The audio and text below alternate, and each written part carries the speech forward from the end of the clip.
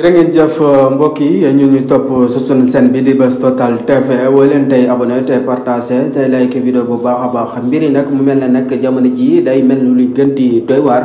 ginnaaw bi nga xamante ne si na démb ay manifestation yu metti amoon na ba tax ñu taal sa yenn kër yi xamante ne si na taal nañ leen tan fare woon rek si gouvernement bi mel na si nag mbir moom dafa yëmul ba tax na jamono ji doonoon nemmeeku na siège Pastef tamit attaqué nan ko mu mel ne daal jamono ji dañuy gis ci réew mi ab fayantoo moo fi waaj a am ndax siège Pastef lan daati attaqué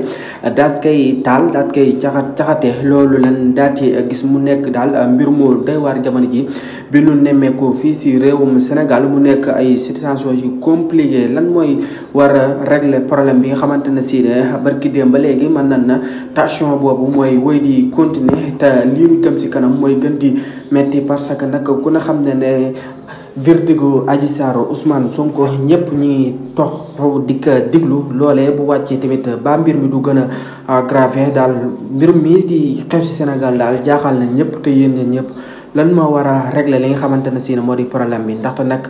wàllum taal bi ak yàq gi daal loolu ñëpp di ñaawlu la ndaxte nag vraiment ab yàq ak taal moom defarul am réew kon nag bay boo ñu delloo si suñ xel bu baax te xool naka la ñuy def pour régler li nga xamante ne si ne moo di situation problème bu mag bi am si réew mu Sénégal way leen te abonné te partagé tey like vidéo yi bu baax a baax